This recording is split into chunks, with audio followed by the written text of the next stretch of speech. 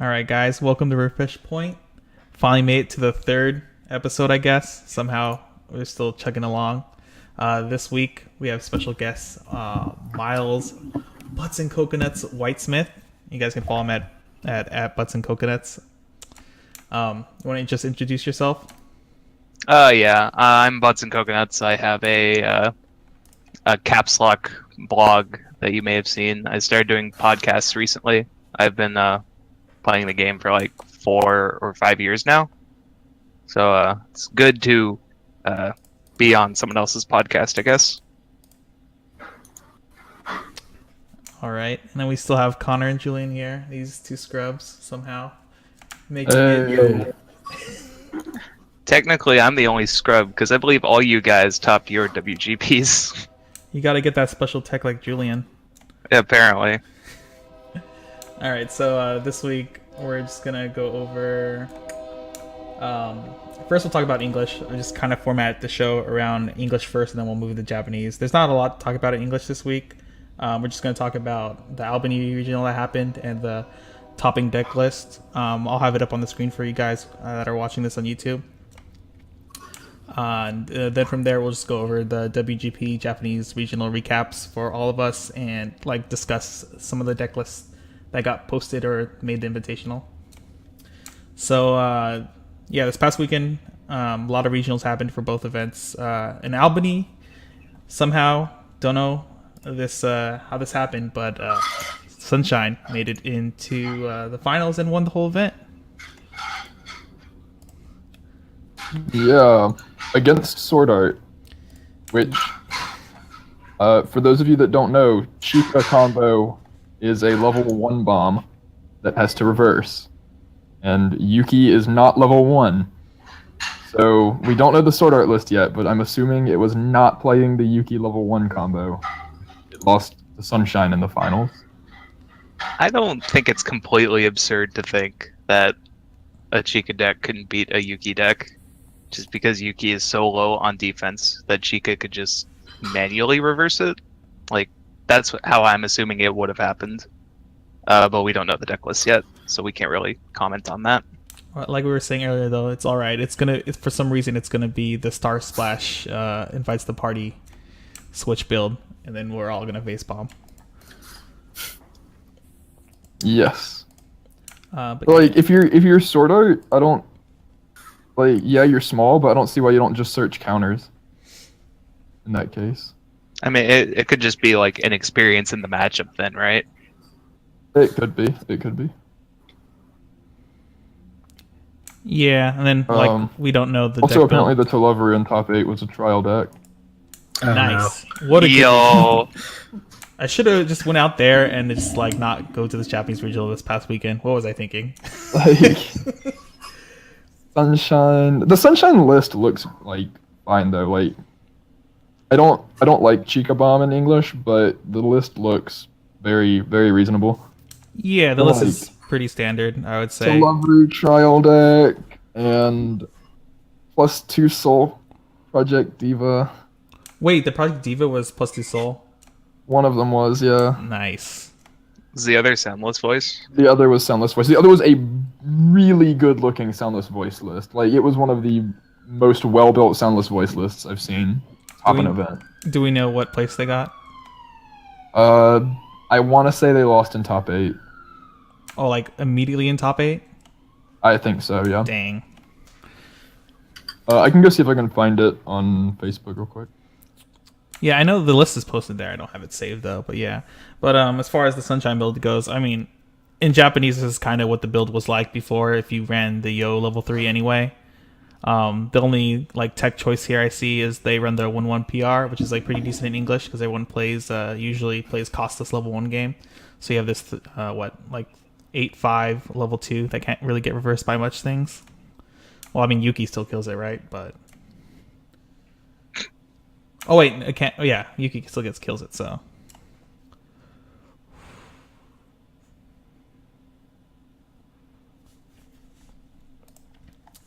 Okay, I have no idea where I remember seeing the list. So. Oh well. It was a really good looking Soundless Voice though. I want to say it lost in top 8. If it didn't, then it got 4th. because the top 3 were Sunshine, Sword Art, and Kantai.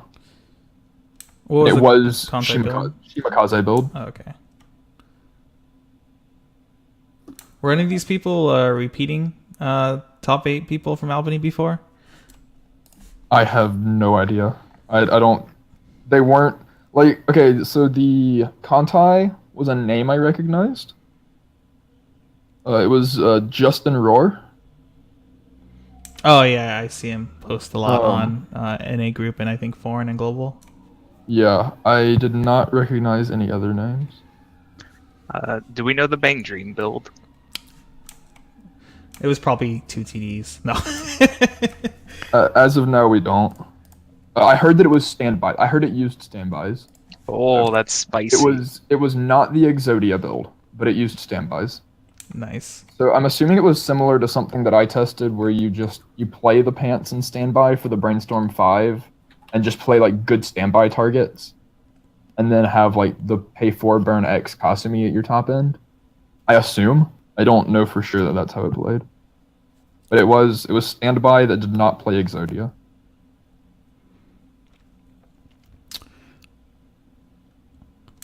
Yeah, well, I mean, unless you guys have any other closing remarks about Albany, I don't think there's much else to talk about New York.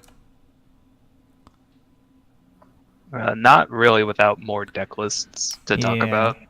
Hopefully, Yeah. Bishro publishes all that information soon, and then we could talk about it later in another cast. But I guess going into Houston, do you guys think these results will affect anything? Nope. Not I think- particularly. No, I think Houston will be the last event that we just sort of see like exactly the same thing we've seen for a while now, where it's just lots of Sword Art, Kantai, Tolavru, Divas just sitting around getting a couple spots, and I mean, yeah, I think it's going to be exactly the same as what we basically expect at this point. Like, I don't think anything surprising has happened in a while. 2 Project Diva, maybe, like here, but nothing like super weird. Yeah. How many people was the event? 93, Mhm. which makes it one of the smaller ones. How much was Indy again? 100 and 103? Was that it? maybe somewhere around there. It was fewer than 128.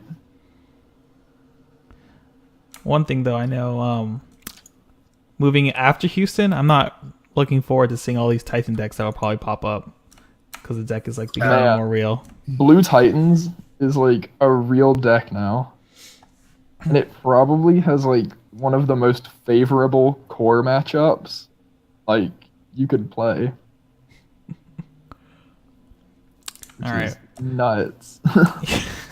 Yeah. Well, we'll save that for next time once the set releases and everything and after Houston. But I guess we'll move along here. So yeah, WGP for Japanese in the North America regionals. We had 6 this past weekend. Like every weekend we're gonna have 6, right? Basically. Yes. There's one weekend where there aren't any, which is weird, but for the most part, we're looking at like 33 regionals over like 6 weeks. So yeah, we should be like 5 to 6 a week. I guess like more than 6 weeks. Maybe like 7 or 8. Yeah, and then I guess so this past weekend all of us went to a regional here. Julian and I, we were at the Indy regional, and then Connor went to Georgia, right? Yes, the Kennesaw, Georgia regional. And then Miles was at Card Arena in SoCal. Yeah. Yeah, so I mean, I guess we'll start with Julian. Did you enjoy your Indy experience? Was it what everything you ever thought of and more? Obviously, you easily just get in through someone else's mistakes, through their failed deck check, and then you play top cut because there's a prize pull for some reason, and then you take second. So to hide the fact that you actually got into failed deck check. Nice. So good. I want everyone listening that doesn't know, this is the second time this happened at a regional for him. This is the second time it's happened at Indy specifically.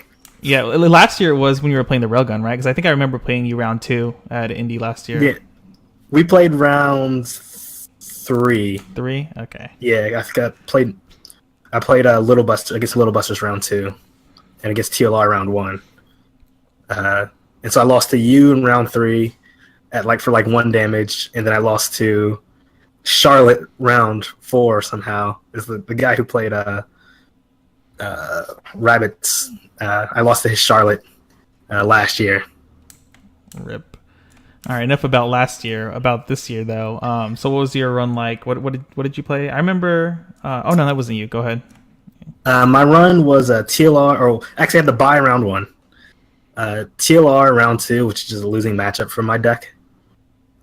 Rabbits round 3, where I actually just took a lot of damage early on. I think I failed top check once for my restands, and then after pushing a lot of damage, he was able to make a comeback just through free fresh counter because I put him to 3-6, and for him being able to free fresh basically saved his life. Round 4, I played against OG IMAS, the red variant with the when one of your characters becomes rested, she gets 1500 power, and I just basically use the 1-0. Oh, excuse me. I just used the 1-0 Aqua and crashed into his wall and then just milled through my deck and just compressed through that way. I was out a lot really early, but was able to get some of the Aquas off of Brainstorm. And then he was only able to do 2 damage to me a turn, and then I think I was able to restand on him 5. I was able to do 5 attacks for 3 turns in a row, and so he just couldn't handle the pressure after that. After that's round 5, I played against Fate, and that was just terrible on her end. She played 2 characters a turn the entire game. So someone fails top cut, or someone fails their deck check. And so then in top cut, I played against Rabbits, and then did not have any failed top checks for the restand, and was just able to do 5 attacks for 2.5, 5 attacks for 2 turns, and finish it off with. I ended up putting pressure because I dropped a couple of the darknesses on the field, and I had a lot of stock left over, and he didn't want to pay for his burn because I could just dump my hand and stock to burn it all back, and he was halfway through 3, and so I was just able to finish it out with a couple attacks. And round 7 of Top Cut, I played against Mono Green Bang Dream. Neither of us drew a climax until we both hit level 2. It was a very, very slow build-up, but by that point in time, I had so much stock, I was able to get... I had 8 stock left after I played 2 Airstays or something, 8-7 stock left. And that's usually just a decent one for me.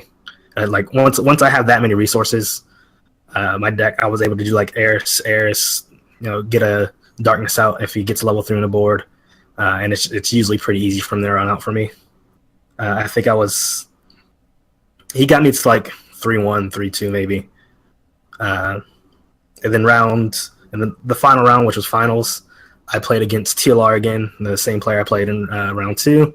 And I just triggered 3 climaxes, had to pay 3 encore. Once I was out 5 climaxes immediately after refresh. I was attack, climax trigger, refresh, climax, and then fell top check on the 3rd attack.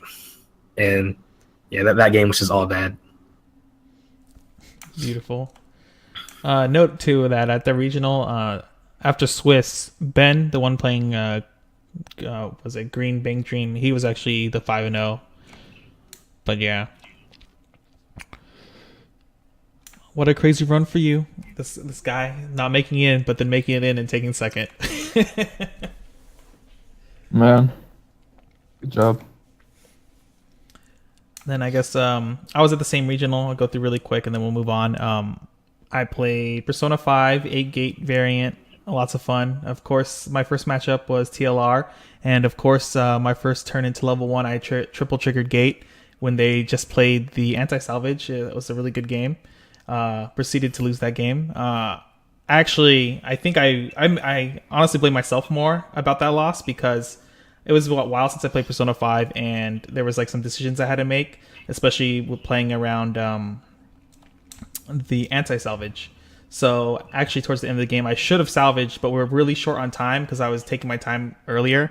That I didn't give myself a chance to really think about if I was going to salvage on my last attack or not when I knew he wasn't going to die, and that kind of screwed me because I should have took the refresh counter if I paid more attention. But whatever, it happens. And then I lost that match, and then proceeded to roll through everyone else until, let's see, what did I play round 2? I think I played a Persona 5 mirror match, but we had 2 different builds.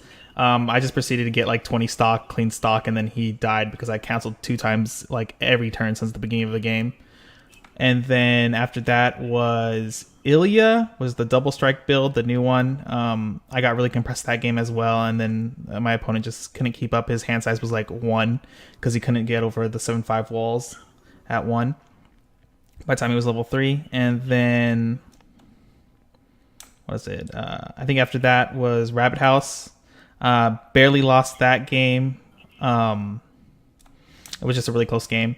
And then my final game was against... Man, what was it against? I don't even remember anymore. Alright, I can't remember whoever my 5th match was. But, oh no, I remember now. It was Nar, and he was playing Osumatsu. And he proceeded to like take 20 damage while I was at like 0, and then he just lost the game because he never got his combo off until like level 2 for his gate combo. And then at the end, we had a really fun ending though, where I had to skip a turn just to make sure that he wouldn't put 6 back into his deck because he was at 3. If I attacked one more time and it stuck and I didn't trigger, then he would be at 3/6, and then he had the support out, or the level 3 that would shuffle it all back in his deck. So I had to actually pass turn after 2 attacks, and then he tried to bluff the next turn that he was going to cancel 3 times and be at 3/6 if I attacked once. So that was a really funny game, but it came down to I ended up taking it, and then I proceeded to triple trigger against TLR and top cut again and get really sad. That was also a close game though. So yeah, and then I squeezed in at 6th place for the invite. All right, what about you, Connor? How was Georgia? Didn't realize we were going to a regional already. Yeah, it was small. Last year it was like 21 or 22 people with 2 invites, and for some reason they gave them 4 this year, 4 invites, and then only like 13 people showed up. So like a third of the players got their invite, which was sweet. But round 1 I got paired against one of the guys that rode with me, and I played against Gochi Yusa, and I had 4 markers under a Fuka. So I dealt 4 instances of 1, and he canceled 3 of them. Oh, and then God. And then died to my frontal for 4. Round 2, I played against ReZero, and I opened with 3 climaxes. I mulliganed and was now 5 climaxes out. On my first attacking turn, I triggered number 6, and then immediately after canceled with numbers 7 and 8. So I was sitting at like 30-ish cards in deck with 8 climaxes out, and I died after that. I did not field 3 characters until I had level 3s on the board. Round 3, I played against Prisma Ilya Jim, and the 1-1 combo was really obnoxious because he kept killing my Brainstorm. And apart from that, it was just like he'd play the healer, and then he'd kill one of my characters, and then I'd kill his healer, and then eventually I just used Fuka combo and killed him. So round 4 was the last round, and we knew based on how many people were left, like an X2 could not get an invite. And I got paired down, so my opponent just gave me the win, because he knew he couldn't get the invite anyway. But I would have played Osamatsu that round. Nice. So yeah, I played Vivid Strike, by the way. With Alright. no Sayaka's Wish counters, because I forgot to order them. Even better. Awesome, yeah. So you're just playing like the green blue variant then for sure. Yeah, just green blue with no wishes. I was planning on playing. Optimal. I was planning on playing Chain Chronicle. It was the only deck I had translations for, and then like last second I printed out Vivid Strike translations. And then Heart of the Cards changed my deck name when they posted it on the website. Rip, they do that a lot, but yeah. Yeah. All right, Miles. Probably in the hardest territory to get an invite in, especially. I always think California gets screwed over on the number of invites they get per shop, but it is what it is. So you had what, like, was 50 people at Card Arena? Yeah, it was a 50-person tournament with no top cut for 2 invites. Beautiful. So it was basically like you had to win out the entire thing, and like, so basically top 2 went after after Swiss. So I played Railgun. Round 1, I played against Matsu. That game was pretty average, I guess. Like he got his girl in memory. He salvaged stuff. I know Matsu doesn't really do anything at level 2, so I didn't play towards my early plays. I just played Railgun more like a compression deck at that point. And then I end up winning really easily because on his last turn he doesn't field 5 characters, so I know he doesn't have the he can't use the rest punch. So I was able to use like Sotten Restanders and Misakuro to win. Round 2 was a Railgun mirror match. I lost. I think I could have. I think the game could have been different if I played my not Restanders, early plays. Because I didn't learn until after the match that my opponent wasn't playing the early plays in his deck. And for people who don't know the Railgun early play, you kill level 3s and level 2s on the field with it. So I didn't want to commit the resources just to have my stuff get blown up. But if I could have just put out stronger characters, knowing he wasn't playing the early plays, I think the game could have gone a lot better for me. And then round 3, I played against Kill a Kill and lost. I wasn't able to get my Stock Soul combo at level 1, which is pretty important for Railgun, because that's how you set up your field with the deck. So generally, you're pitching your level 1 pieces pretty early in the game, because you're expecting to get them back with your combo. So I didn't get a Stock Soul, and then he was pretty able to farm me with the Ryuko Stock Soul combo. So that was pretty unlucky, I think. And then I just dropped and did other stuff for a while, waiting for my friends to be done with the tournament. Fun. Outplayed by not playing early plays. Yeah, I mean, like, I guess that's like a thing that they do in that area. I don't really play up there much, so I didn't know. Your opponent was June, right? I assume. Yeah, it was June. Yeah, I don't know. Like, I respect June as a player. When he first because I met him a long time ago at Kira Cards when that was open, and when he came, he was like a really shit player because at the time he was playing at Destination and was just like kind of farming off of them. And then he came to our store, and everyone there kind of taught him a lot and stuff, and he became like a really good player. But lately, he has some really weird choices in his deck builds. But I mean, if he can defend them and it's doing what he wants, then yeah, I don't know if I would play Rogan without the early plays. Well, I mean, I guess I got bamboozled by it, right? So Yeah. it must have worked out for him. He didn't top though. Like top 2 was like Yellow Blue ReZero and Triad Primus. Yeah. TP in 2017. Yeah, Gotta love it. I mean the dude that Thanks. topped Randall Yeah, thanks, has Randall. been playing that deck since it came out, so I guess he's familiar with it, which I think is pretty important when picking a deck for an event.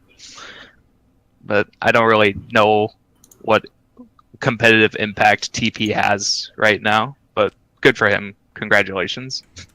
Yeah, I think it's like one of those decks, at least right now, it's pretty 50-50. Does it really have any horrible matchups?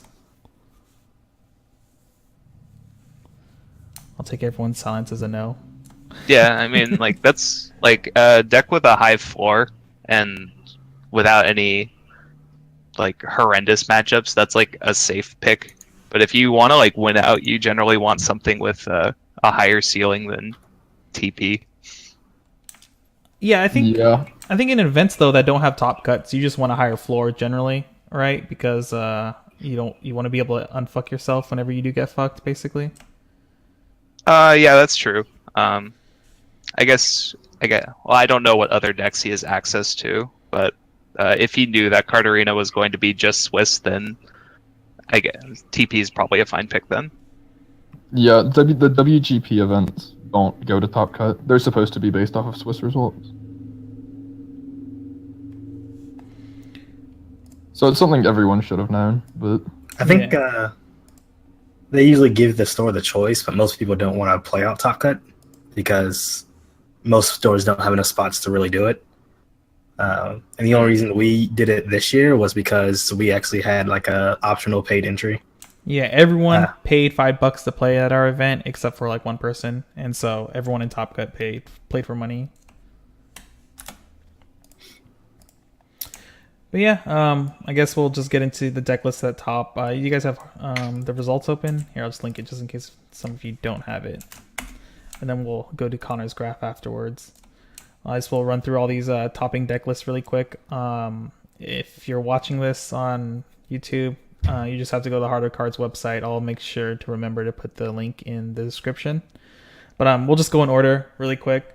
Like we were talking about, the first one is Carterina, Ray Zero, and TP. I mean, anything interesting on these lists, guys? They're like pretty standard. Well, actually, the Ray Zero list is kind of weird. Yeah, this guy is like me, where I'm like, I'm gonna play more Felt cards because Felt is best girl. But besides that, it is kind of weird. Like 4 Reinhardt counters is a lot. Yeah, and he's playing the like Felt beater instead of the puck beater. He doesn't have a plussing brainstorm. He's playing 3 of the Crush because I'm assuming he wants the pay to rest search effect. I like Felt, but I'm not sure why you would play her over Puck and with no plussing brainstorm. That really confuses me. I think this is an error. For those looking at home, the deck list says he only has 2 of the Amelia 1-0, but he definitely has 4. Like, yeah, so that's an error on the website. I saw a picture of the deck somewhere on Facebook. Yeah, I think he had like 2 SPs and 2 non-SPs or something like that. And it was just like input incorrectly. I wonder what was the idea behind 4 2K Reinhardt counters. And the no brainstorm also. But I guess, I mean, if you're playing Amelia every turn, basically, you don't really need to worry about milling your deck, but why? Yeah, I guess he's just trying to get his pluses from the pay to effect or just from winning field with punches, but 4 seems pretty excessive. Like, even if he always wants to get a punch off of the 2-1 Felt refresh effect, like, he would be fine with 3, I think. Yeah, for sure. I think in my list I only run 2, and then he runs 3 Felt changes, which is, I guess, I mean, maybe he's always hitting level 2 before refresh, so that's why he has 3 Felt changes, so he makes sure he always hits it, especially with no brainstorm. I mean, he is playing a brainstorm. The Crush is a spammable search brainstorm. Yeah. So that might be his strategy. Like, he's really all in on the Felt strategy. Yeah, because changing into Felt and then playing 2 Rems afterwards always feels really good, but yeah. But I guess and then what is it? Randall's TP list. I mean, it's pretty standard. He added more 2-1 now bottom deckers just like as a meta call, basically. I liked the one of level 3 Minami. Oh yeah, the 3-2. or the back row rather. Yeah, don't most Yeah. lists at this point run it anyway? Even the TP ones, like even the JP lists I see on Twitter, usually have the Minami if they're playing Anastasia. Yeah, it's a pretty important card to have for Oh, no. Anastasia, I think. I usually just skip over TP lists on Twitter. Oh yeah, It's fair. but yeah, I guess we'll just move on to War Torn Front. None of us were at, right? So this is in NorCal, right? Yeah. I also don't have any representation data on them yet, so. Weird. Oh, first place took was Konosuba. All right, I didn't even notice that. Yeah, they had Konosuba.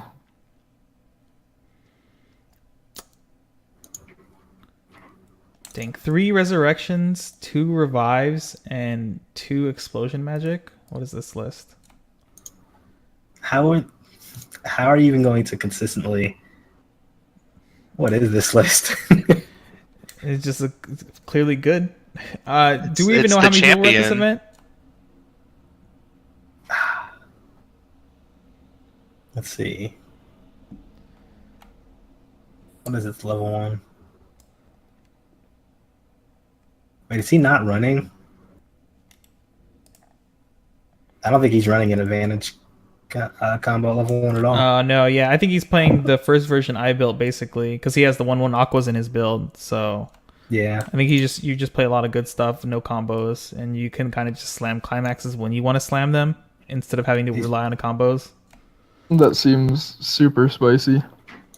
I did hear that I believe their event was 23 players. Decent That seems turnout. really weird that you'd even play the book then. I think he just wanted the draw.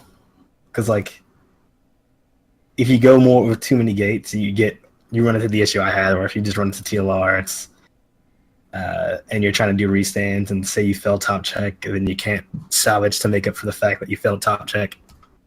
Oh, okay. That makes sense, I guess. Yeah, I think that has to be the reason. Otherwise, this is some weird spiciness going on here. Yeah. We could hope he made informed decisions on his meta, I guess. Man, wait, But he runs 2. Was it revive? Oh no, revive is the book. So there's only 2 and 3 resurrections. Okay, yeah. I was like, dang, he runs 3 level 3 aqua reshufflers, and then I thought he was only running 2 of the climax, but I got it mixed up.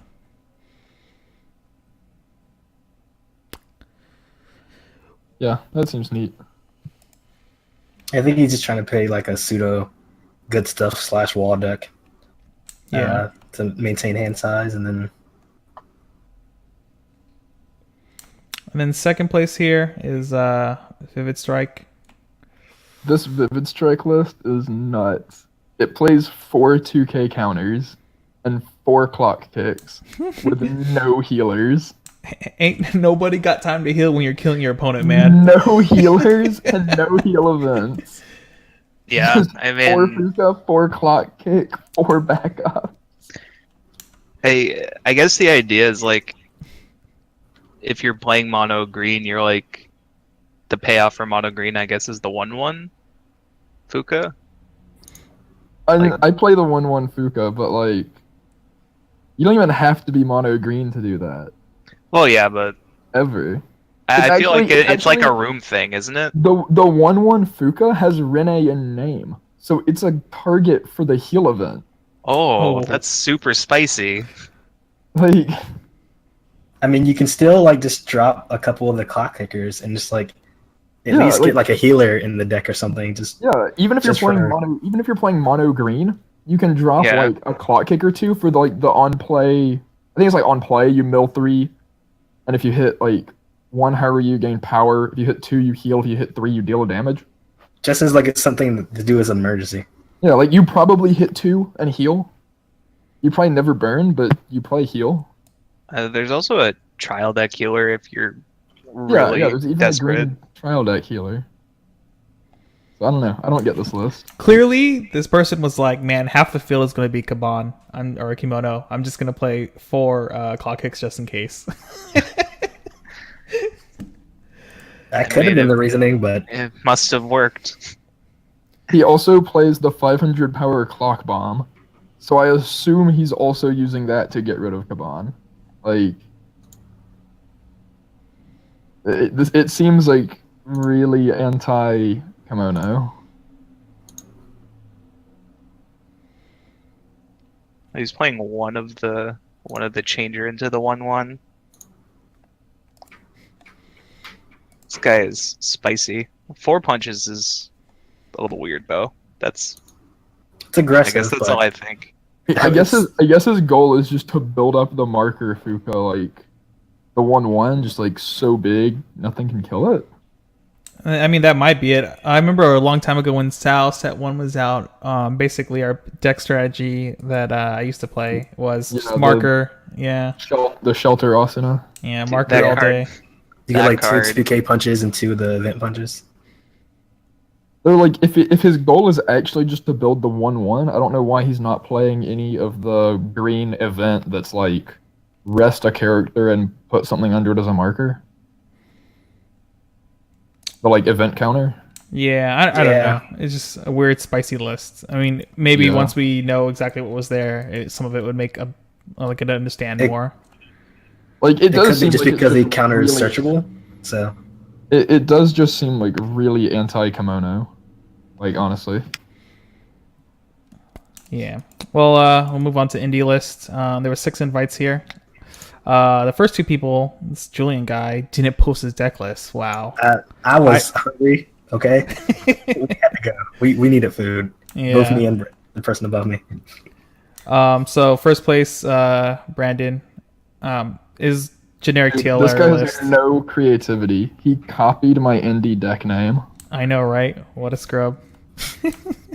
Nice meme, what a guy. And then we got here Julian second place. Third, again, TLR. We had 2 TLR people, right? Only, and all of them made top 6. So interesting. I'm really surprised, honestly, that no one was afraid of Kaban at this event in general, because we had so many people who bought that set here. I thought through it, and I was like, doesn't TLR just still win the matchup because TLR is still Yami's hexproof and has anti-damage? And a lot of Kaban lists are using the one center attacks restander, so you just anti-damage the restander, and it just level 3 becomes 3 attacks versus 2 attacks, 3 attacks versus 2 attacks basically. And like, if you're using the Magro combo, then the TLR can pretty easily free farm the level 1 game. And I just feel like maybe the early play causes some issues, but like some TLR lists can just run the 2/1 bounce event, so like I feel like overall TLR actually still just wins the matchup. Yeah, I think you're not wrong there. But I really wanted to see someone play the Nemesis level 3 game. I really wanted to see it. I still have that list, and I play it on occasion. Like, I think Kimono Friends might just be too new.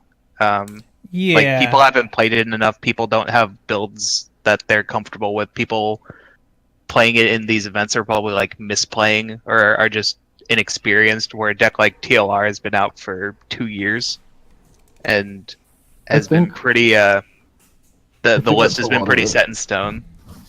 Yeah, I think that's a lot of the case. I also think that a lot of Kimono players aren't trying owls. Like that is true. And I think that's like the build with the highest ceiling that's probably going to get people the farthest, and just like nobody's testing it right now. That's something I'm actually working on. I think that build is also like fairly complex. Like it is like, yeah, I wouldn't expect anyone to have it figured out by now. Yeah, for sure.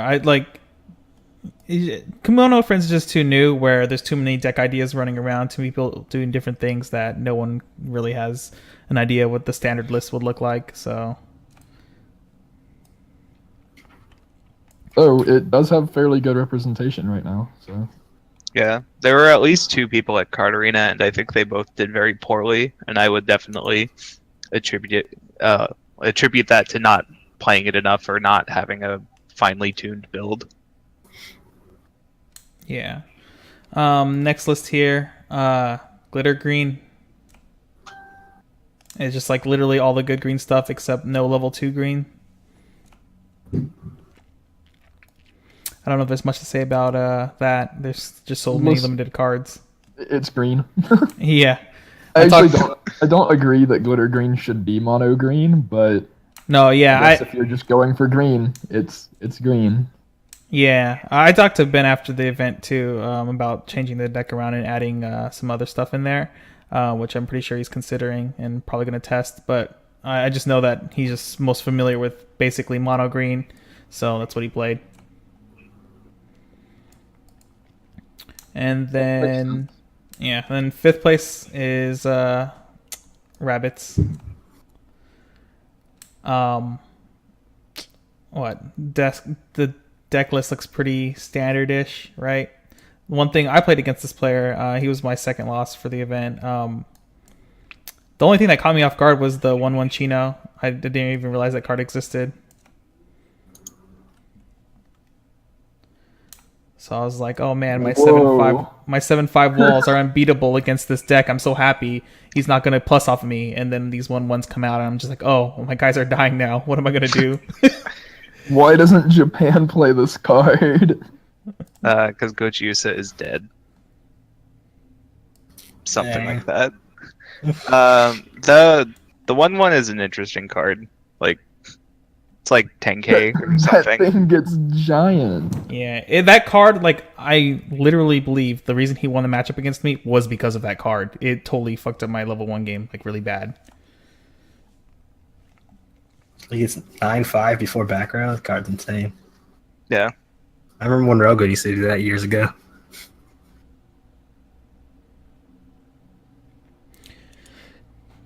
Besides any... Actually, Go ahead.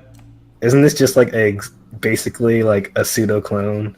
I guess it gets 9/5 by itself, whereas Rogo needed back row, but similar to the old 1/1 from The Kuroko? yeah, the Kuroko. Yeah. But besides that, this list is pretty standard, right? I mean, I don't ever see this 1/1 event played from the TD, but it's a good event, I guess. Yeah. There's nothing super standout about the list, I guess. Except the 1/1 Chino. Yeah. And then last place me, as usual, with the most spicy 8-gate deck. You know, playing the 8-gate deck actually helped me in my last round because my opponent thought I was running the 2/1 Joker. And so he was like, oh, these 1/1 can't be reversed by cost 0 is useless. Let me ditch both of them. Or I think he ditched at least one. I don't know how many he ran. And I was like, sweet, I don't have to deal with this garbage anymore, which was pretty funny. Man, playing around the card they don't even play. Love it. But yeah, my deck list is basically pretty standard, like Japanese list that plays these 3 colors. Except Japan has gotten away from the Fox level 3. I like that you play 4 Futapa and 3 Runner. Like, you're pretty much always going to open with a 0 that pluses in some way. Oh yeah, no. Every opening, I was my level 0 didn't die. Like every game I played, basically. So it's pretty good, especially when I open Futaba and support, which doesn't happen that often. It's just like 4K level 1. Have fun dealing with that. So a lot of people just dodge that, and yeah. Besides that, I don't think there's anything else really spicy about my list. All right. Looks very Japan. Yep. Next we have Hidden Leaf Games. Oh, this is the one... Wait, is this right? Yeah. So we got Sunshine up in the first place here.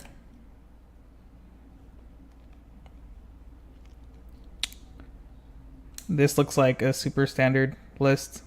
Like, really similar to the Japanese list. Mm-hmm. Yep. Yeah. Also very Japan. Yeah, just playing towards the early play Chica and Yo combo, so that way at starting at level 2 you have basically 4 attacks a turn if you're good.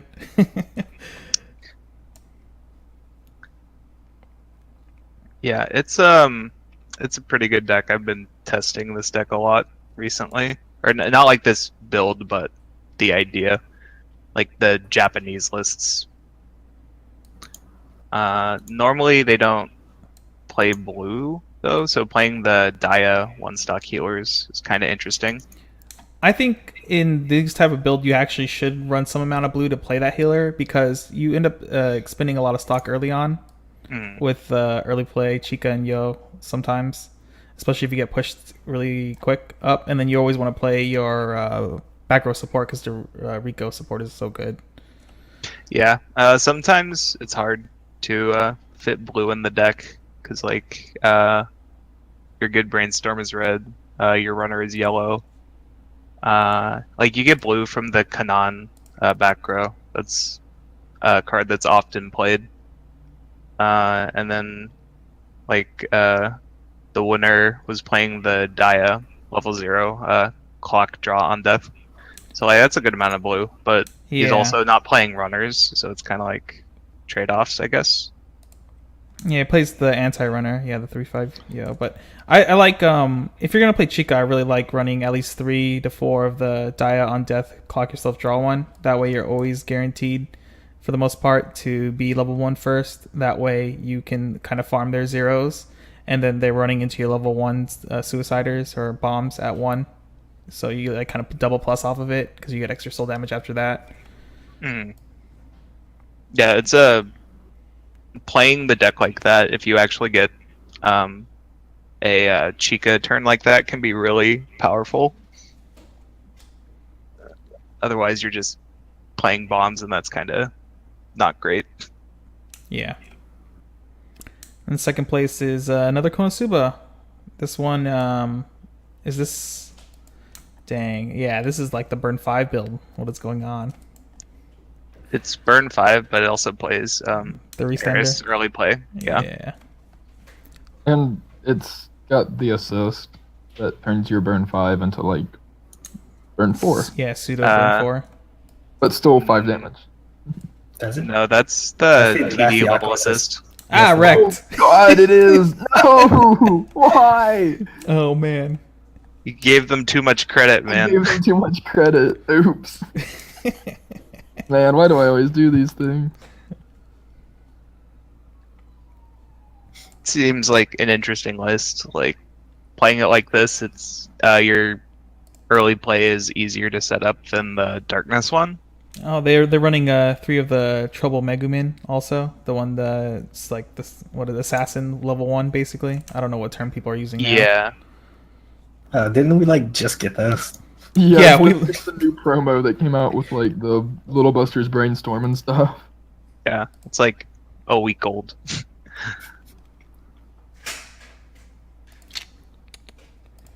I don't know. Deck seems pretty normal, honestly. Yeah.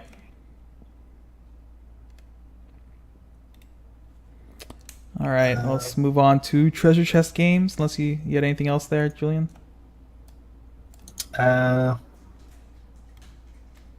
was just looking at the list, and they're running the TD plus combo, which it's fine. It can cause some issues depending on.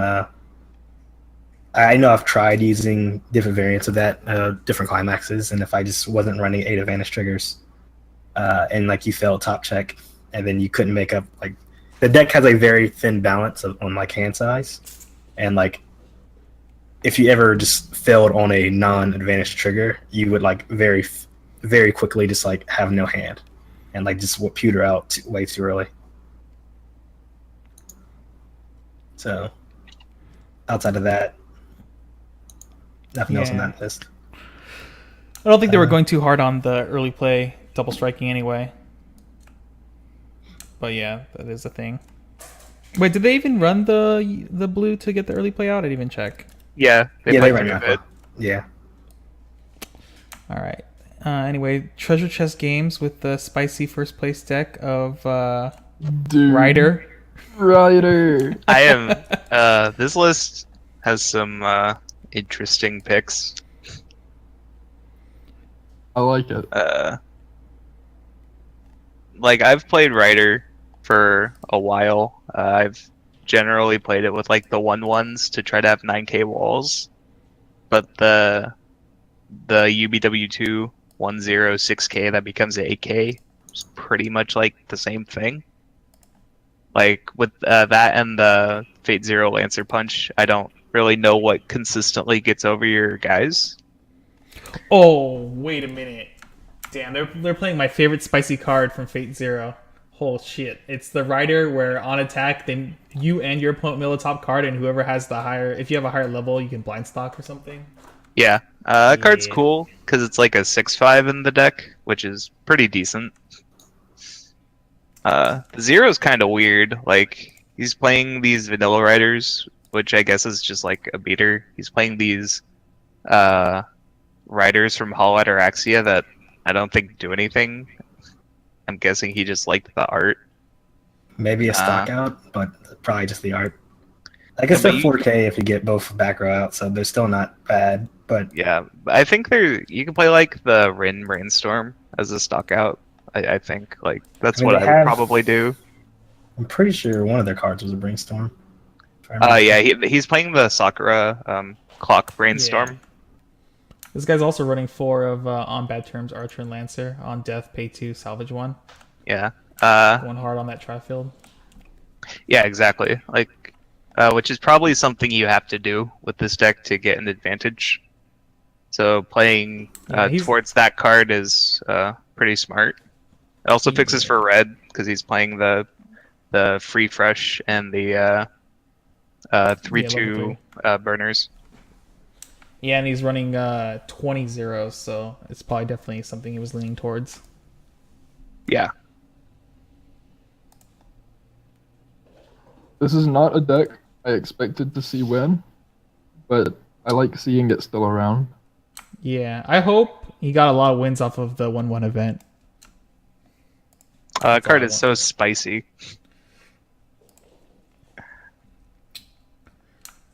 Second place, Puyo Puyo. I'm actually not super familiar with the entire Puyo set, but it's a good deck. Is this like the standard list, or This is a very standard list. Yeah, this is Yeah. like It's only playing 2 runners, but Uh, apart from that, it's quite standard. I'm guessing he felt like he didn't need 4 runners because you have to run 4 of the Amity beater. Well, you don't have to run 4, but like it's a clock condition for your early play, Right. so it's still a plussing 0. I guess it shouldn't die. Because Gochi's plays the Kokoa. That's the same card sometimes. So I'm Yeah. guessing that's the idea. Yeah. Everything else is incredibly normal. Like, he plays the Draco Brainstorm, which most decks don't, but I mean, it's a Yeah, brainstorm. normally Usually they it's play like like more 4 SIGs. Yeah. He's playing a split. I think it's just probably the combo with the level 0 beater makes it 4K level 1.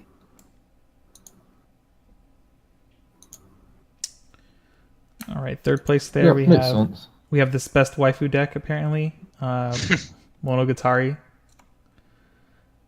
I haven't really seen a lot of Monogatari lists since the ban. It's not even a waifu build. It's So I was looking at this list last night. I'm very confused by this level 1 Mayoi. It's a double R from the first set. I don't know if it's supposed to be in here or not. That card wasn't even good when like Bakemonogatari was the only set. Wait, it's not even running the combo, right? No, it's not. Yeah, It's that playing- must be a mistake. That has to be something else. Like my only thing is it's supposed to be the back row global 500 pay 2 tap or something. Yeah, Like that's a Mayoi card that showed up in a lot of like pre-ban list builds. Is it card number 51? I mean, you can look right now. That's probably No. Card number It 51 is the shouldn't be because bomb. it's yellow. Oh yeah. Yeah, so we'd have to ask someone that was there, or we'd have to ask Tosh M himself. Nisei Monogatari 051 is the Tsukihi level assist, which is a card that would not be like unheard of to play. We could also just talk about the other cards that we're pretty certain he is running. Yeah, I'm confused on only 3 Hanakawa, but you know. It can be kind of hard to get all the cards you want in the deck. Yeah, that's something that I feel like should be a 4 of. Yeah, it's a good 4 of because it's also something you can level for experience. Because most builds are like you need 2 experience at 1, 5 at 2. So you can easily level your 2s going into level 1 or something like that. Or you could level a 2 going into level 2 if you level the 3. Like it's not a super strict experience thing. Like you need 2 3s like a build that plays the early play Shinobu. I like this one of event though, Kuriyami. The Yami Killer. Yep. That card is so spicy. I assume that must have been the reason, or I had that card used on me in a Rogan Toma list last year. I had like dropped 3 Tomas and didn't expect the person to be running it, and cried afterwards. Wow. That's really bad because he's definitely not playing that card to kill Tomas. Like, so it probably just feels worse to have it happen to you. Yeah. I think an interesting card he's playing is he's playing this Mayoi Zero that's like forces your opponent to run. Like it's 2,500 at the start of your opponent's attack phase. You can choose an opponent's character and move it, and if you can't, then this card dies. Pretty easy to play around. I guess it's 2,500 power, so like, if you only have like utility or like free runners, it's fine. I guess with a lot of sets having like the 1k free runners is actually just fine. So many decks want the Tri-Field right now that like, if they Tri-Field, you just don't really do much. This card is weaker in that sense, but like it's. I feel like it's really good. I can go. It's probably like good turn 1. Like I don't really think decks try to Tri-Field on their first turn. Like so, if you go first and play it, you probably won't be met with a Tri-Field, and it's still good when a runner would be good against on reverse combos because in that case, it just kills itself. Like, that's probably the logic behind the card, but it's kind of a weird card to work with. I've tried to play it. And then we got this 4th place spicy Ilya deck list here. Green-blue Kaleidoscope. I thought Kaleidoscope was dead, man, and here we are. I guess. Seems not bad. This is actually what I was going to try to build. Because like the biggest issue for Ilya has always been its metagame. They're just lacking decent advantage tools. So I was just going to test and see if like that single plus from the new combo was enough to just sustain enough hand to get to endgame to like Kaleidoscope. It apparently worked for this guy. So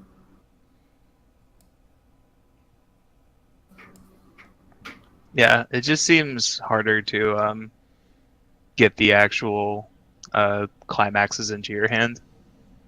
Well, don't all your like 3s dig basically? I think so. So like I haven't really played this deck. Basically, you just want to try to compress as much as possible, and then play all your 3s and just dig through your entire deck to get all the climaxes you need. Oh, okay. That kind of makes sense. I know that like a thing Kaleidoscope struggles with is, like you said, getting advantage earlier in the game and like staying in the game. So maybe not having 8 gate triggers or arch triggers. Like maybe it's just better in this case. Like you having a better early game helps you transition into late game easier.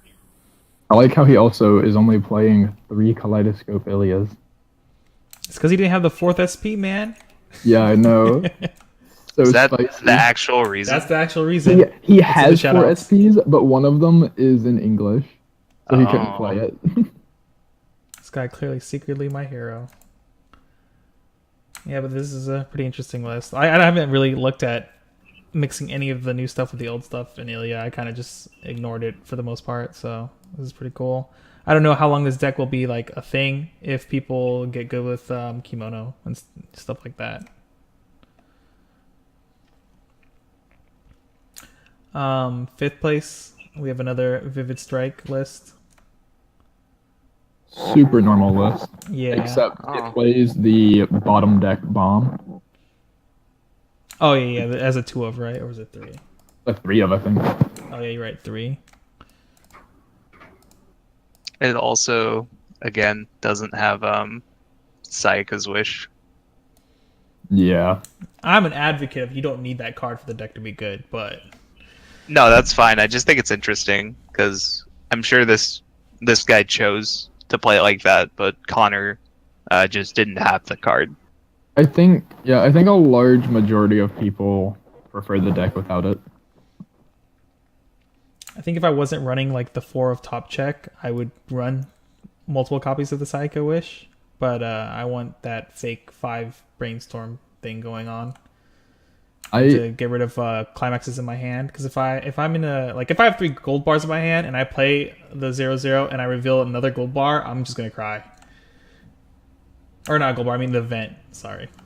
I haven't personally run into like issues not having it, but I feel like the deck, just like the extra heal power, really helps you sort of like maybe stall out an extra turn to build markers or something like that. Also, the fact that you can play a Sayaka's Wish, sack off the level 0, and then the level 0 turns into another wish target that you can wish again.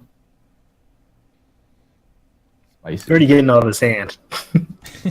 From the wish counter, weren't you paying attention? Yeah, like when you play Wish, you just add your clock to your hand, and then you ditch it to summon another Wish target, and then you wish that one away. Wish is also just interesting, or having like events in general in this deck is Your interesting brainstorm, because of the brainstorm. yeah, the brainstorm can grab Wish out of your clock when you trigger a gold bar. So can't theoretically, you just have more access to it over like Madoka. I haven't actually played tested with Wish yet because I've been lazy with playing Vivid. I like bought it and then played like 2 games and then started play testing with other decks for regional season. Yeah, it's basically the same thing I did. I didn't even touch the version with the wish in it, but it is very spicy and everything. And then we got what is it, 6th place last deck, Excel World. Very red, Nico top. I mean, anything really interesting about this list? He's playing Red Stock Souls instead of the like Wind combo, which question mark? Yeah. I mean, I don't think it's like unheard of, but I don't know. He's just going all in on that Scarlet Rain top check burn, I guess, for finishing out the game. That it's the Scarlet Rain top check burns a bit more consistent because you can use the level 1 Nico to do your first top check, as well as like he's using the Chibi Fuka. Yeah, and he's only running what 14 zeros, so He can So also you- stock his red zeros away with the stock soul. Yeah, I like the list, like for what it's trying to do. So because when I played Excel World, it just felt terrible when you get a cancel of Kirikihime, and then you just like mill climax 0, 1, and then it's just like I didn't actually do anything. Yeah, I don't think the Kuryuki Hime combo is very good to begin with because of stuff like that. It's good in that 30 level 3 deck. Sure, yeah, but I don't know if that deck is reliable. It is. I have it built because I didn't know what to do with my Excel World stuff. I've won more matches than I should have with that deck. Nice. All right. Well, I guess that sums up all the lists here. You want to kind of go over the representation? I'm going to throw up these charts that Connor has been posting around. He's been the stats man. I can post. They didn't post deck lists for Georgia because we were kind of in a hurry. But if you want, I can go over just sort of like what the builds were real quick. Yeah, sure. The first place ReZero was yellow, red, blue. It used the Felt refresh combo into early play, the Rim early play, and the Betty event early play. That's aggressive. Yeah, with all of his level 3s came down at level 2, and he played the Puck and Amelia at level 1 with the Amelia Brainstorm. Everything was pretty standard apart from the Betty field swap like stuff. The second place list looked more like the Japan lists with the Rim and Ram level 3 lineup. Still Amelia, still Puck, still like all the normal stuff. No idea what the rewrite was. I never played against it or saw it. It was Guardian, obviously. I have a feeling it was just pretty typical Guardian. I do think it played Kotori.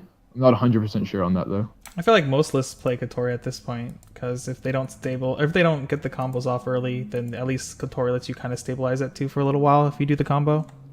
Yeah, and then the Vivid Strike was just 8-bar, early play blue heals, and the 1/1 marker Fuka with the normal like Brainstorm, Runner, Ricky, all that.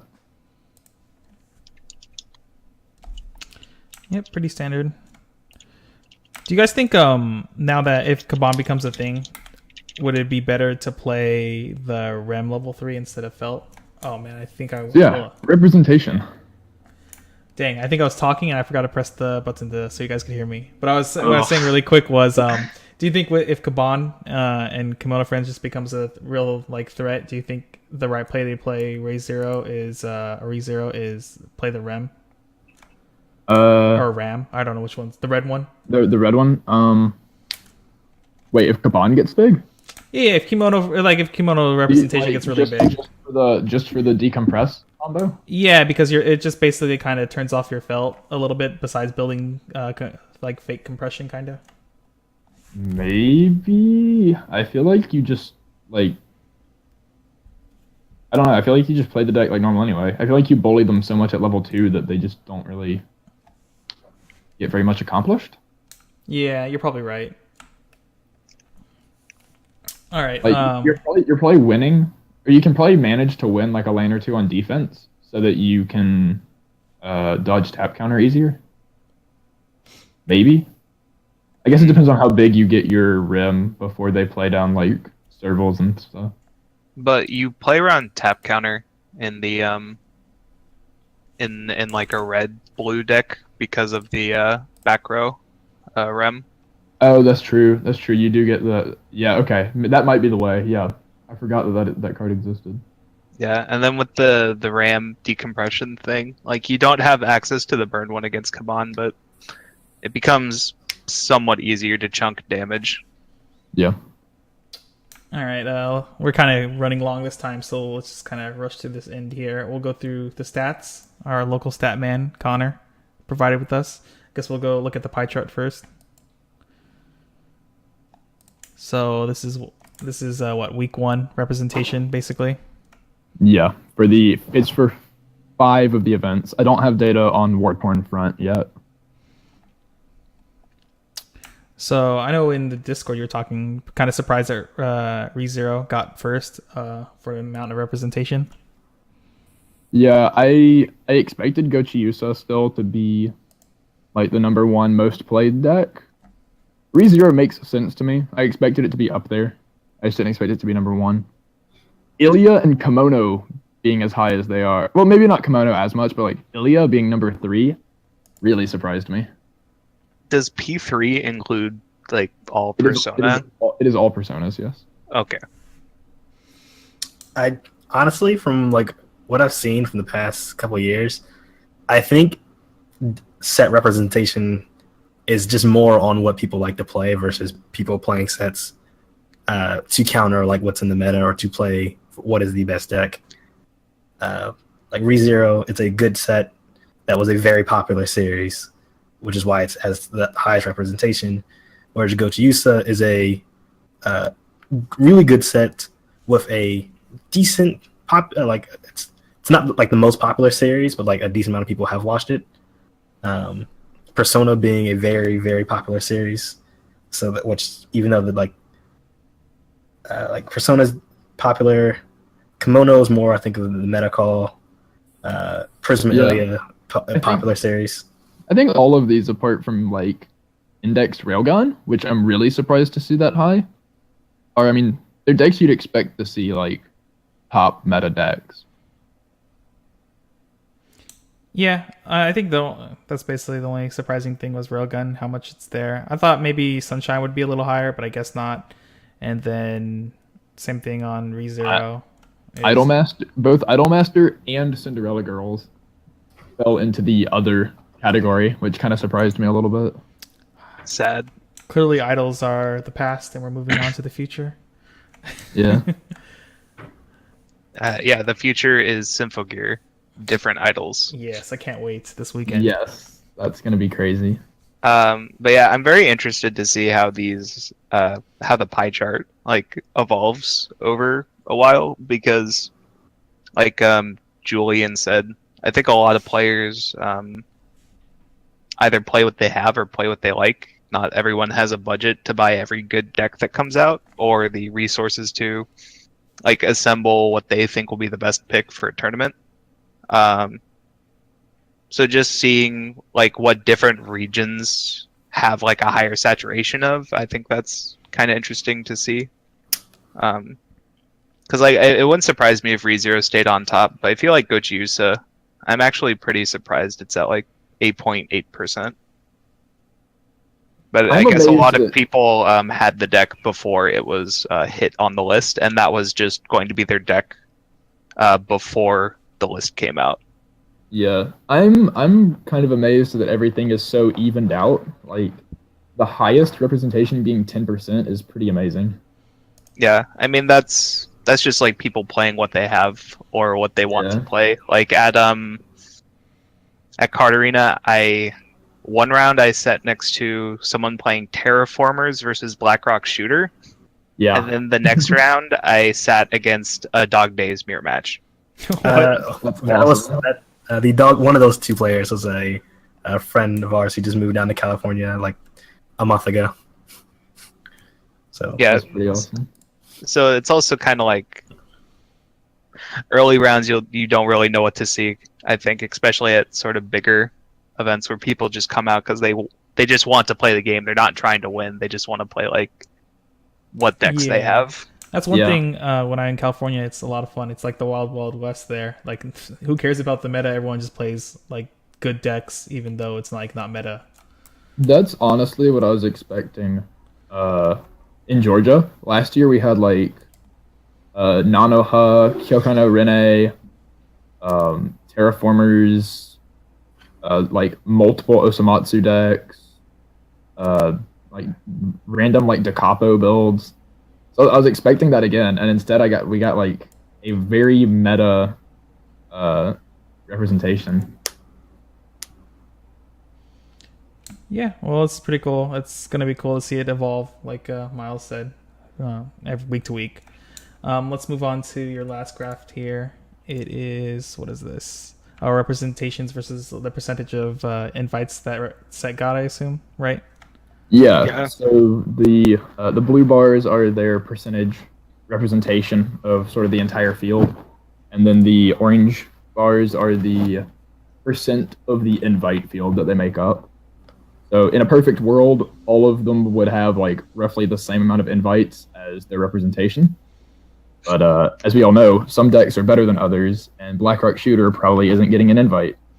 So it basically just shows you which decks are sort of like overperforming and which decks are underperforming. Yeah, I think it's also worth noting that this doesn't include the war-torn front Yes, also results, includes nothing from War Torn Front. which includes the topping Konosuba and Vivid Strike lists. So this is the numbers for Konosuba and Vivid Strike exclude those two tops. Right. Yeah, I didn't want to add the tops in without the representation data, just since that would skew the graph like even more. Yeah. I think it's interesting that Kimono has like over 5% here with no invites. But I forgot which event. I think you guys said Canada. One guy was 4-0 and dropped because he was like, "Screw it, I'm gonna qualify at a different event." Yes. That's So manly. Why would you do that? He wanted to play at a different regional as well, and so he dropped. You just use a different name then. I guess no one told him that.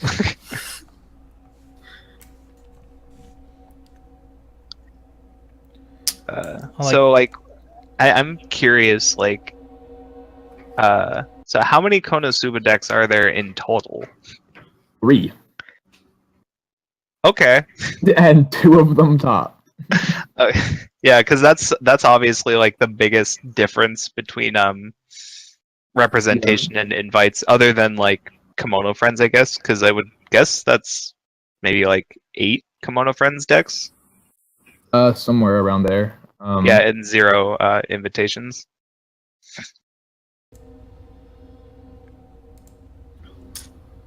I think overall, they're all using 10 kimono decks with 0 invitations.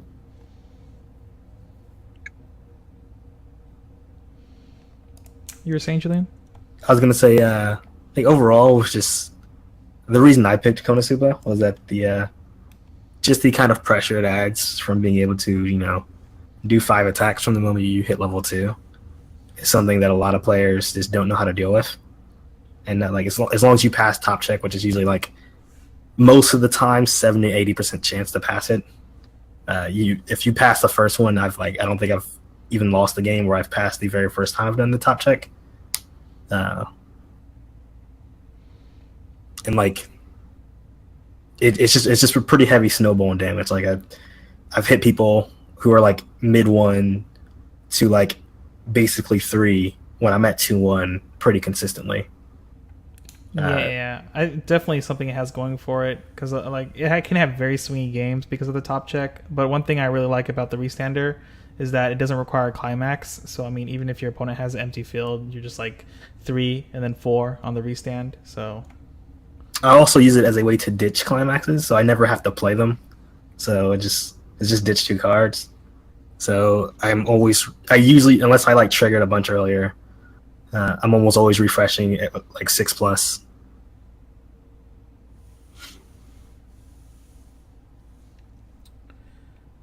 But yeah, I mean, I guess that's about it, guys. Unless you guys have anything else you guys want to add.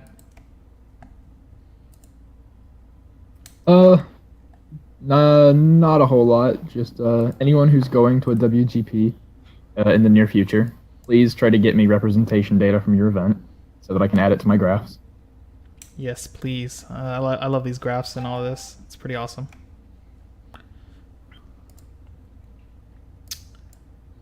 Well, I guess we'll just close this show out then. You guys got any last words? Like, we'll just go down the line. I guess Julian first. I'd like to say shout out to the Card Academy. If you hurry until the end of tomorrow, they have a coupon for 30% off everything using code MOVING as the store's moving locations. So tomorrow being the 20th. Yeah, tomorrow being the 20th. So get your stuff while it's on sale now. Julian? I mean, not Julian. Connor? Shout out to, I guess, my locals, Card Addicts, for having an awesome player base that can't get invites. But if you're somewhere in the southeast, come to our regional, October 21st. We have 4 invites. All right. Miles? Shout outs to myself, lunchbeforews.wordpress.com. I'm going to have a new podcast out in the next couple weeks discussing another deck similar in the format of my Love Live Sunshine one. And also, if you are in the SoCal region, The 30th is the San Diego Regional, so I hope to see you there. All right. Well, once again, Kit, Burn One, Refresh, all that stuff. Like, subscribe, all that. I am hosting a regional in Springfield, Illinois on the 22nd, and we have 2 invites. I assume the turnout is going to be kind of small because Ohio is also having a regional that time. So if you're in the Chicago or St. Louis area, you should come to this regional because it's probably going to be pretty easy to get an invite. And we also have more than enough space to fit up to 200 players, even though we won't get there. So yeah, just come, hang out, do whatever. I'll give out a bunch of free stuff whoever shows up. And You make me want to show up now. you should do it, man. It's gonna be super free. I swear to God. You can just like stay at my house because it's in the same building as where I live right now. But we might have like a short thing next week because we'll just discuss. I'm going to the Houston Regional for English this weekend. Probably come back and do a little recap of that. Plus, what is it? Attack on Titan comes out that following week also. Yeah, Symphogear comes out this weekend, and then AOT comes out in both languages the next week. Yeah. So I think next time we get together, it might be late next week or the following week, maybe probably every 2 weeks. We'll just kind of keep doing that schedule until then, and we'll just talk about those sets in the regional, I guess, and any other new placing deck lists on Japanese WGP for North America. But that's it. I hope to see you guys in the next Refresh Point podcast. Thanks everyone for coming on and rambling about this fun card game. And special thanks to Miles for showing up. Yeah, for sure. Thanks for having me. Yep. Oh, special shout outs to Nar from Ohio. He's the one who actually does all the timestamps in the comments whenever these go up. And also he was supposed to be on this podcast, but I kind of forgot right when we started to get a hold of him. So maybe I'll get him on another one soon. Probably after the Ohio one, maybe. All right. See you guys next time.